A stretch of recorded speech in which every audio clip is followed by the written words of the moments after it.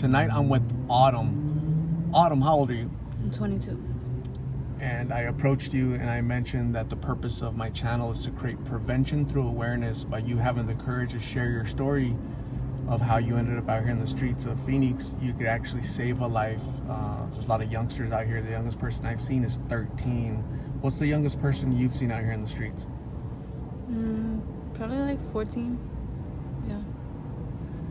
And how long have you been out here in the streets of Phoenix? On and off since I was 15. It's a long time. Yeah. 7 years about. And you come from foster care? Yeah. The system, basically? Mm-hmm.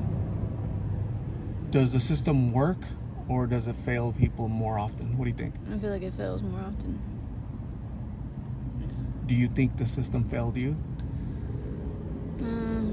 Somewhat. You know, in some ways I feel like I turned out a little bit better than others. But I know I'm still on the streets, but just like, I don't know, some people are just doing worse things than me, I think. Are you using blues? Yes. How long have you been using blues? 2 years. How many pills do you use per day? Probably like close to 30. 30. 30. You have a high tolerance. Yeah, I do. Because you can't really tell that you don't have like the telltale signs, you know? And 30 is a lot. Yeah, it is. But I know people that do like close to 100 a day. Like, I know people that do a lot. And it's funny, I'll interview people. I've interviewed probably 10 to 15 people that say, I do 100. I'm like, what, 100? Yeah, I do 100. And the only reason I do 100 and not 150 or 200 or 300 is because I can't afford it. Yeah. If I could afford 300 or 400, I would do that many. And I say, wow, that's addiction. Right? That's the power of addiction. Yeah, I would definitely do more if I could afford it. 30 is a hard to accomplish at a day. Like, why is that? The price, or?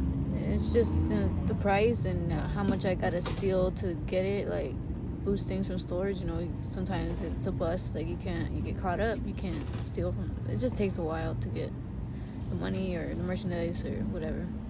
And boosting. Can you tell me how that works? Boosting. I just go into a store. Well, the plug tells me what he wants, or I think of like hygiene and shit that's easy to sell for quick money, you know. And go into the store and take it. And just walk out. What's a plug? My drug dealer.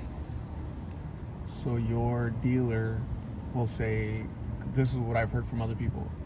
My plug will give me a list of things that he needs, that he wants, and then I get those items and he gives me a pack of 50 or a pack of 20, whatever. Yeah. Is that kind of how it works? Mm-hmm. So it's trading. He's not giving you cash, he's giving you pills. Well, it depends. Yeah, if that's how you're doing it, but you know, sometimes I just go sell it to regular people and make the cash. But yeah, the list is easier. And what do people ask for, like regular citizens, like detergent or hair product? Yeah, like shampoo, conditioner, laundry soap, normal shit. Pens, pencils, just depends. Wow. Pretty much everything. And so let's say a bottle of laundry detergent, let's say $15, $10 in the store, but you'll probably sell it to half price? Is that how it works? Yeah, it works half price. Yeah. What's the most you've ever made in one day of boosting? Probably like 150. Not very much. I don't like to do it. Like, I get real paranoid. But I made like maybe close to 200 a day in one day if I really try. And that $150, $200, how long does it last you to smoke when you smoke it? Probably till the next morning. So that's kind of what you need every day. Yeah. To keep going. When's the last time you smoked? 20 minutes ago. How long before you start feeling sick? I'm already looking for another one, honestly. Is that why you're sweating? Yeah. Is that a sign that the withdrawals are starting? You start sweating and agitated, you're in a bad mood because you can feel the pain coming. Yeah. And what are you planning on doing right now when you leave, when we're done? I'm gonna go see if the plug needs anything. And then you're gonna go boost. Yeah. That can take about 2 hours, maybe. Yeah. But you'll be okay in that time frame. And I'll find someone to smoke me out, before I get to the destination. So smoke me out says, hey, that's like, hey, can you just hook me up right now and then I'll get you later? Yeah. Is that kind of? Because everybody out here knows each other, so I mean, it's not hard to find somebody to just smoke with me real quick. And it's everywhere, right? Yeah, everywhere. So you started smoking 2 years ago. What's the biggest difference that you've seen in the past 2 years as far as people or just the quantity, the prices, anything that sticks out in the past 2 years? The price has definitely dropped significantly. It used to be like $10-$20 for a pill, and now it's $2 or $3. The price has gone down. It's become a lot cheaper, and I feel like it's a lot more everywhere than it was 2 years ago. It was harder to find, and now it's everywhere, like everywhere. And you know why that is, right? That's because the supply, there's so many pills that the price has to go down. Right? If there weren't that many pills, the price would go up because the pills are rare. But there's so many pills everywhere that the price goes down. Yeah. Do you consider that good or bad? For me, being addicted is good for me, but it's bad for everybody else. Yeah. And you understand that in the big picture, it's bad. It's just bad, right? Yeah. The addiction and what you're going through and all these people out here, all of that is bad, right? For the community, for families, for schools, for young people. It's really bad, right? Yeah. So do you have family, relatives, anything at all? No, I don't. You're by yourself in this entire world? Yeah. I mean, I have sisters, but we're estranged. We were split up when we were put in the system, so we don't know each other. And yeah, my mom's dead, and don't know my dad, so it's just really me. Your biological mom is deceased? Yeah. You don't know your father? No, she was a prostitute, so I was a prostitute baby. It sounds like in your 22 young years, you've led a rough life. Would you say that? It's accurate? Yeah. When you're younger, Autumn, what did you want to become as an adult? Probably a social worker. Just because I was in the system, I wanted to be a better caseworker than there was, but yeah. You can still achieve that, right? You can still help people. You have a big heart and you want to help people for the better because of your experiences, right? Yeah. What you've seen. You can still accomplish that. Yeah, I could. What do you need to do to make that happen? Get clean. Probably go to one of those programs for shelters. It's not hard. I know it's not hard. I could just go to a detox. I just don't want to get sick. Have you been clean before? Sometimes, like for only a couple days or so, but it's mainly because I couldn't get anything, so I had to go through withdrawal, but withdrawal sucks, so you want to get something as soon as you can. What do the withdrawals feel like for you? It's different things. I mean, you get really cold and hot, you sweat, you hurt, you throw up. It's just like you can't move. It's pain. Yeah. Another issue out here for you is the violence and the dangers because you're alone. Yeah. And there's a lot of inappropriate creeps out here that will try to take advantage of you. Yeah. Do you experience that? All the time. How do you deal with that?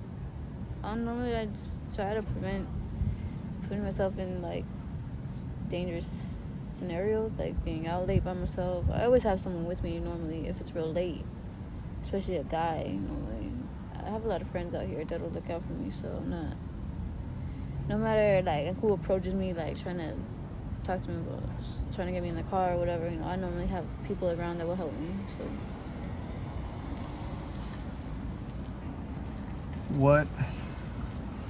what does your future look like in the next 3 to 6 months? Where will you be? What will you be doing? I hope not this. I mean, it's not what I want forever. But I'm not sure. I didn't think 3 months ago I'd still be out here, so I'm not sure.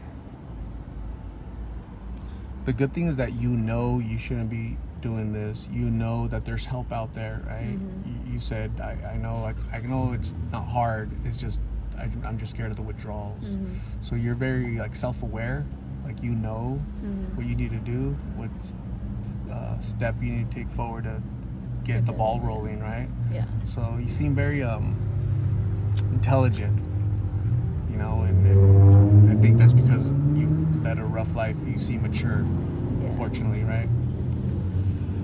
But Autumn, I'm gonna say thank you very much for talking to me. I really appreciate you having the courage to open up and share your story, the trials and tribulations you've gone through in your young life. I really hope that everything gets well for you, improves, but it's really gonna come down to you. Yeah. Not the police, not the system, not the people out here. It really has to come from you. Mm-hmm. The dangers are out here. May 19th, Gabby, 22 years old, passed away. I started interviewing her in March of last year, 2021. Interviewed her a few times. I went to her funeral. 2 months ago, I interviewed Diana, 23 years old. Last Saturday, I got notified that last Saturday she passed away. Blues. And I can give you names, more on and on and on. I don't want to receive a message. Hey, Autumn, remember you interviewed her recently? Yeah, we just got the message that, a pill took her. You have so much to offer this world, so much to accomplish, so much potential, that the world would really miss you. Even though you think you're not worthy or you're not worth a lot, you really are. So please give yourself an opportunity to get there and experience the beauty in life. Even though you've had so much trauma in your life and so much pain, discomfort, life isn't really like that. Okay? But you have to have the courage to give yourself an opportunity. I'm gonna give you my card with my number so you can call me if you ever need a ride, if you ever need to talk to somebody, a mentor, just somebody to talk to and positive vibes and have a conversation, because you probably don't have those type of conversations out here, okay? Conversations out here about survival. Mm-hmm. Okay, a conversation with me would be about, hey, you're worthy of so much more. Let's go do it, right?